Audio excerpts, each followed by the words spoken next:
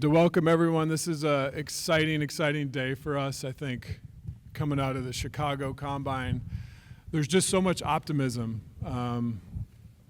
Thinking about where we are as a franchise right now, we have the world's best player on our team. We acquired the number 4 pick in the June draft. We have the cap flexibility to continue to finish out this roster that we've been building over the last couple years. And today we are hiring and announcing the hiring of our extraordinary new coach, Frank Vogel. It became very clear to us in the process of evaluating who our next leader would be that Frank had all of the qualities we were looking for in a leader. First and foremost, he is incredibly prepared, detailed, and organized with his work. In the sessions that we did at the whiteboard during the interview process, he stood out with his vision for the game, the structure he wants to play with, and the way he would use our roster was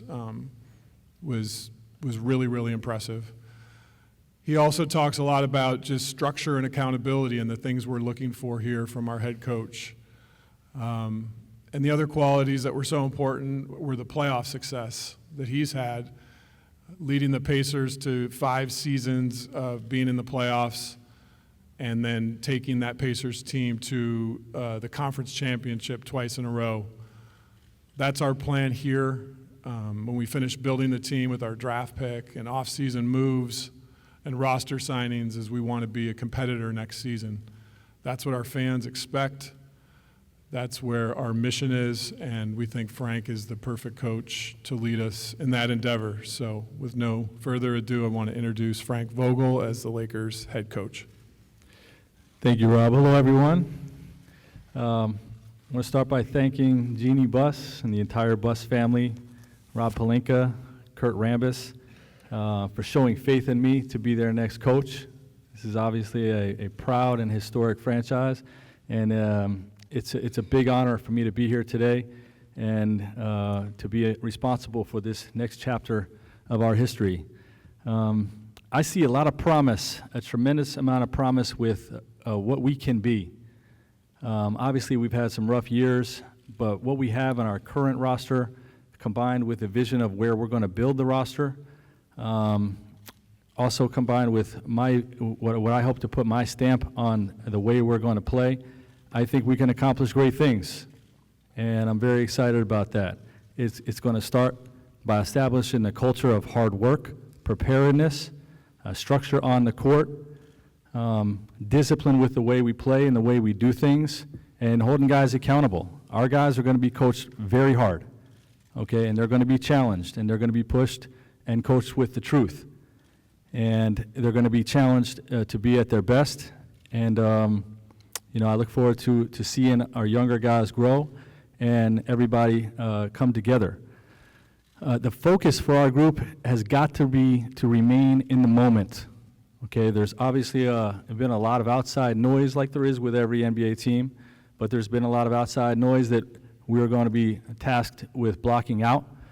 There's going to be a lot of talk of getting our team back into the playoffs and what the Lakers represent in terms of a tradition of competing for championships. Those are end result things. Okay, we are going to be focused on the work. Okay, the day-to-day, stay in the moment. How do we get better at practice? How do we win the next game? Focus on the task at hand. Okay, and then those accolades, those achievements, those results, they will come.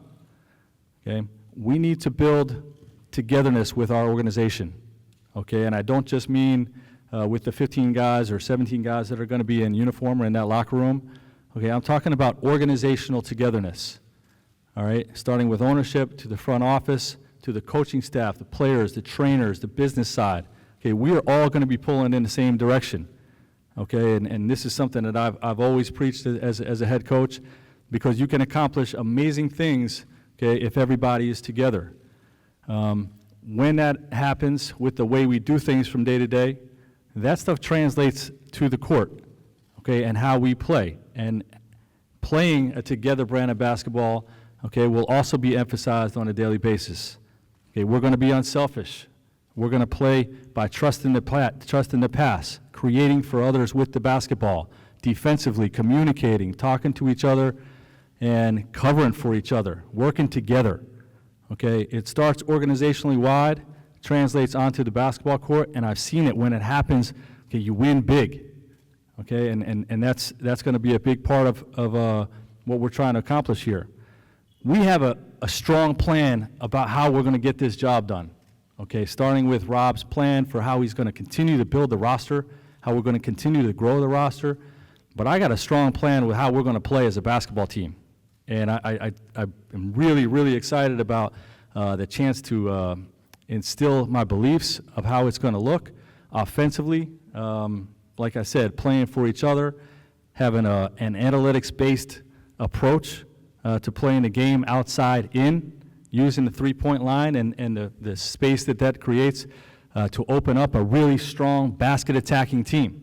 Okay, and then defensively, building the defense from the inside out. Okay, with all the talk of the three-point line, okay, it's still most important to build your defense inside to out. The basket is still the top priority. The paint is still the top priority. Okay, and then we will spray out and guard the three-point line. Okay, the plan is exciting. We're excited about it, and with that said, I will open it up to questions. Frank, Coach at Jim Hill, Channel 2 News here. First of all, congratulations and welcome. Thank you. I know you've known about the Lakers for a long time. How surprised are you to be sitting here today when you knew there were others who wanted that position? And how emotional today is this for you and your family? Well, it's very emotional and exciting. I'm not going to lie, it's pretty cool to be up here right now. It's pretty cool. And the opportunity not only to be part of this historic franchise is amazing, but where we're at as an organization, okay, with the young talent we have, with LeBron James on our team, okay, and the cap space flexibility of what we can be, like that's the most exciting part. My family is thrilled. We visited LA last year, just per chance to vacation, and we fell in love with the area.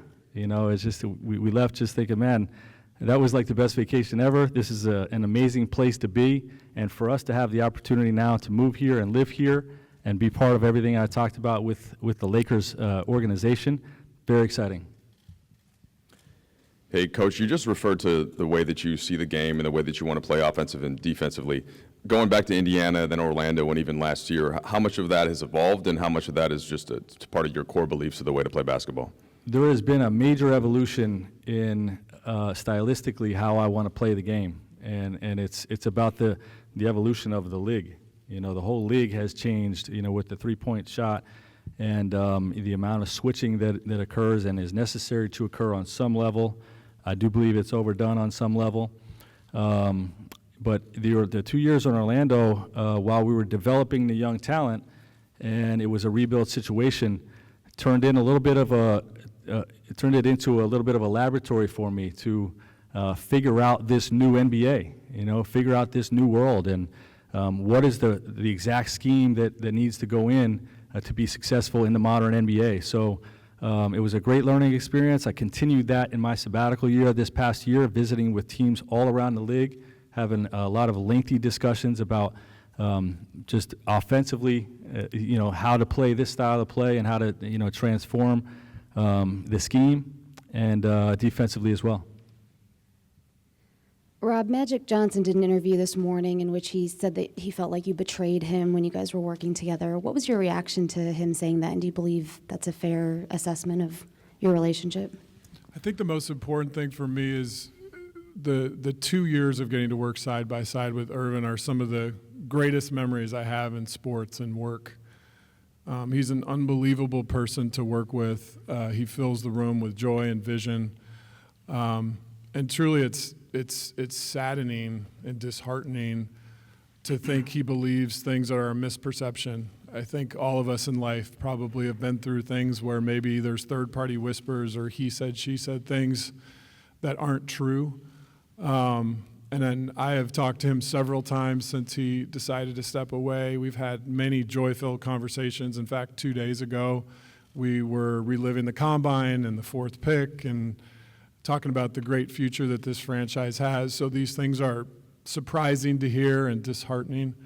But I look forward to the opportunity to talk with him and sit down with him and work through them, just like in any relationship, because they're just simply not true. I stand beside him. I stand with him as a colleague, as a partner. I've always supported everything he's done and will continue to. And, I think that's the best way to address that. Dave McMenamin, ESPN. Frank, congrats and welcome to LA. Thank you. Rob, question for you, though. We know that you guys did speak to some other coaching candidates before you settled on Frank, and obviously Monty Williams and Ty Lue seem to be higher choices. What went wrong in that coaching search?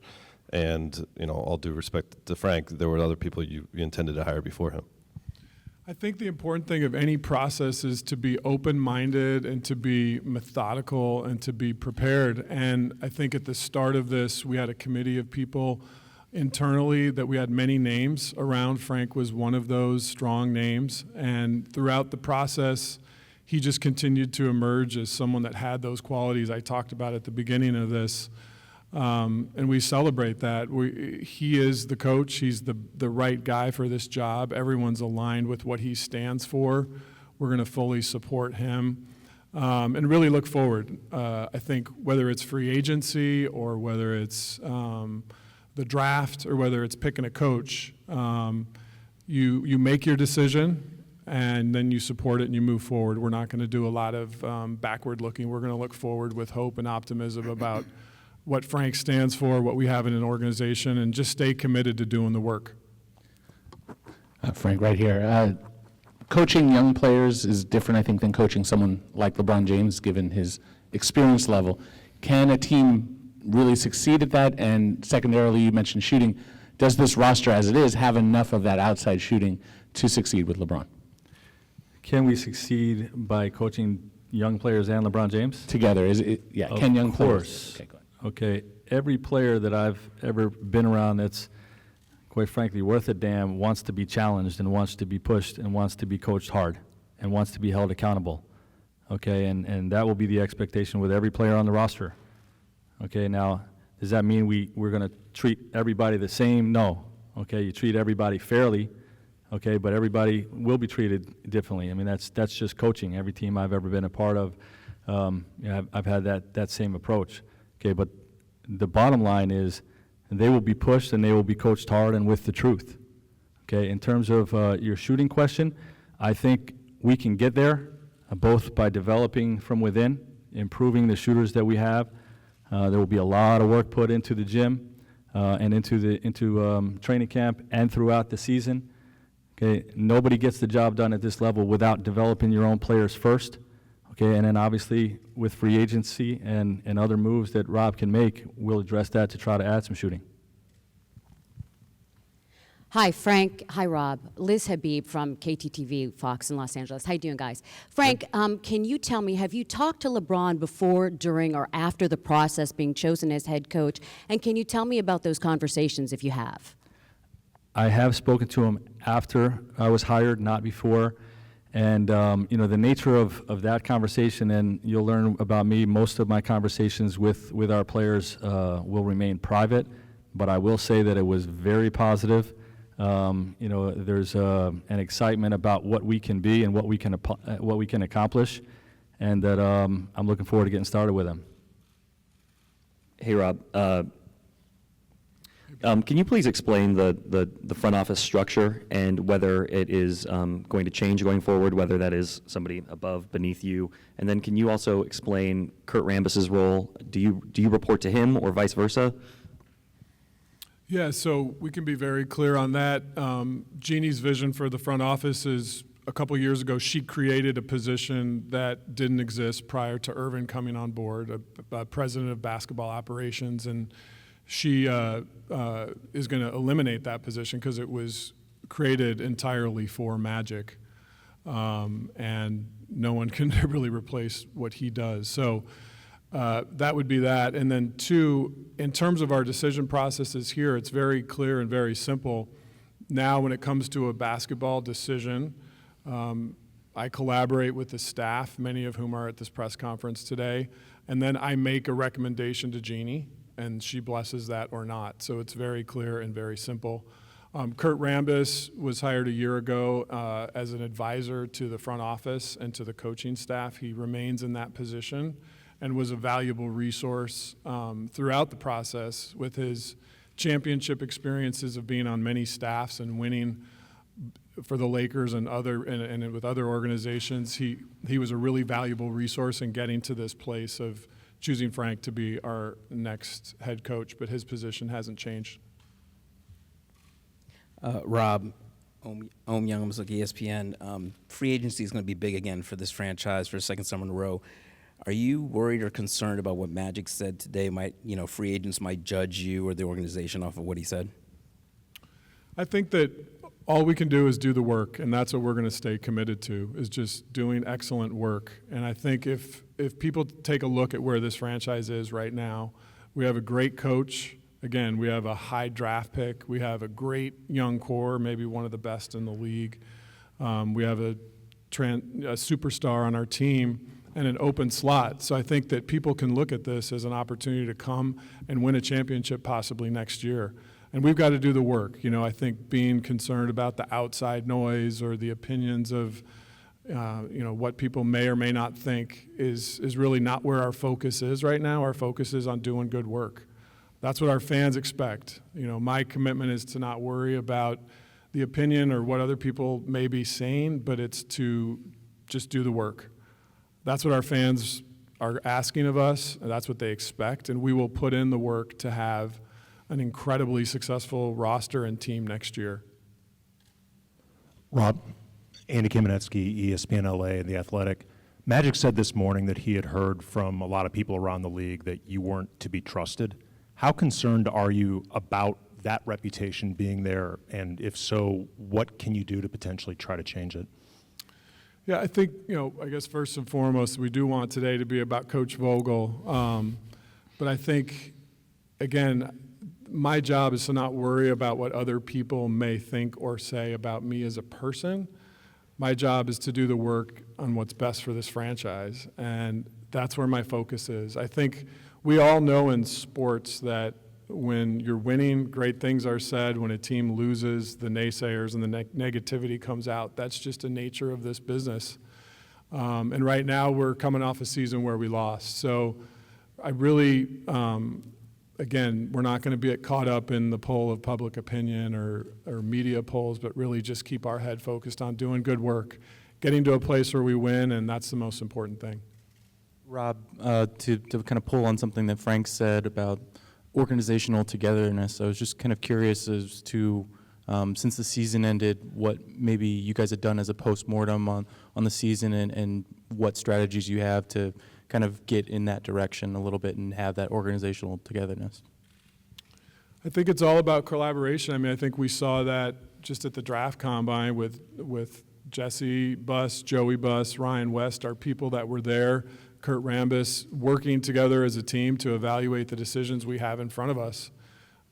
We've got a critical decision with the fourth pick. Do we use that pick to pick another player that is part of our strong young core, or do we use that as an asset to bring a more experienced player to the franchise? I think we have to work together to assess those things and fit whatever we decide to do within Frank's style and system. And then we have to get to July, and we have to, will we use our space to sign another max superstar? That is certainly a possibility. Or if not, as a front office, we have to come together, put our heads together to split the space to arrive at potentially 2 or 3 players that would complement the rest of our roster and how Coach Vogel wants to play. But I think that spirit of collaboration is going to be really important in how we make those decisions. Yeah, Rob, over here at Bill Plaschke, LA Times. Just to make sure we understand the chain of command, you answer to Jeannie Buss, and where does Linda Rambis fit into the equation? You're right. There is a very clear and simple plan here. I make basketball choices after collaboration with the staff and make recommendations to Jeannie. The decision to hire Frank was something that I decided to do and recommended to her, and she agreed with that. That's how it'll be going forward. Linda Rambis is an incredibly trusted colleague and partner for all the employees at the Lakers. She's been here for decades. She has wisdom in how this business works, how this town operates, and the relationship capital and experience and knowledge base that she brings to the table is incredibly helpful to all of us. Rob, over here. Can you give us some insight as to how the basketball decisions were made when Magic was here? Specifically, Julius Randle and Brooke Lopez. There were reports that the previous coaching staff lobbied to keep those players, but it was decided to move on. Who made that decision? The way that it was structured when Magic was here is he had ultimate basketball decision-making authority. That's the way that Jeannie wanted it structured, the way he did as well. But again, it was similar to what it is now. There was collaboration around those decisions with the staff, and then he ultimately made the final choice on basketball matters. Are you worried, just to follow up, are you worried at all that the reports or the explosive interview that Magic Johnson did, that it creates this image of disarray around the organization? And what can you do to give confidence to potential free agents that there is some stability here? I think the most important thing is that players look to who we really are and not what the impression is of what others are trying to create us to be. And I think all of us know when we come to work every day that there is stability and strength and togetherness here. I think, Frank, you could talk about how you experience that in the interview process, but I think for any of us, we know who we are in ourselves. We know the characteristics and qualities we stand for, and we know as a staff and feel very strongly that if people judge and evaluate us for who we are as an organization and the vision and path we have going forward, we feel there'll be a very, very strong appeal for the great players to come here. Yeah, and what I'd like to add, quite frankly, is the perception of our organization is very far from the reality, from my experience coming in here, of just the thoroughness of the work, the collaboration of how things are being done with the decision making, and quite frankly, there's a lot of positivity. I am a positive energy, enthusiasm type of a coach, and I'm going to spread that to everybody that will feel it. And it's just one of those things that I understand what the perception is when you lose for a few years and some things happen, like that can happen. Okay, but there's a positive vibe happening with our team right now. There really is. Okay, and it's just one of those things that you're just going to have to wait and see. Okay, but you're going to be happy with the product that we put on the floor this year and where we're going as an organization. You really are. Hey, Coach Vogel, you run into LeBron James when you were with Indiana was that impediment, Yes. right, to the finals. I wonder Did. what you observed from him last year, just watching, and how what are the primary things that you want to focus on as you build a team around him and coach a team around him next season? Well, obviously the injury was the big thing. He started the season being the same LeBron James that we've seen for many, many years, dominant, ready to take a franchise deep into the playoffs and to compete for a championship. And, obviously that got derailed with his injury. And what everybody has to understand is when you have an injury, you have the time that you missed, okay, which your team is limited by, okay, and then when you're first getting back out there, it takes some time to get your legs back under you, So, to me, the whole second half of the season, he was not the LeBron James that we know of, So that part is behind us. We're going to work our tails off this season, and I expect us to see one hell of a bounce back year from LeBron James. Frank, you talked about Orlando and how it was kind of a lab for you to figure out the new game, and I know you were only there 2 years. What else did you learn about that experience, and when it was over, how optimistic were you that you would get another head coaching opportunity? I remain optimistic. I think it's pretty plain to see. It's happened many times over the course of time where the person that hires you is let go after year one, and a new front office comes in, a new regime comes in, and they want to put their stamp on things. So we had an opportunity to in that first year to do some things like the Lakers last year. We were decimated by injuries, and the results on the court weren't necessarily there. but the player development, you know, the stuff, the daily work showed results, you know, and, you know, it just, to me, even though the wins weren't coming, you know, I stayed reaffirmed in my process, okay, and the culture that I try to create, the work that we do, you know, so it's just one of those life lessons, like, you know, sometimes you don't get to finish the job that you started, and it's just the way it is. Coach, welcome to Los Angeles. Ted Sobel, Sports USA. Coach and Rob, if you could talk about the outside noise, because you brought it up, and I'm curious, what's the best way to quiet that noise, and how much does transparency come into play for all concerned? I think simply put, the best way to quiet the noise is to do what the Lakers do, and that's to win and to compete for banners. The noise will exist if you're not doing that. Last year, of course, for many reasons, it was a challenging year, and I think instead of spending all of our focus looking backwards, we're going to look forward. And I think we have to learn from last year, and there are things that we learned. But I do think next year we will be a winning team, and we're going to all put in the work with Frank's coaching leadership in the front office to make sure that's the case, and that'll end the noise.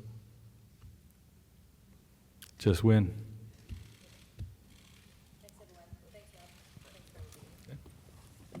Thank you, everyone. Forward to seeing you down the road. Thanks.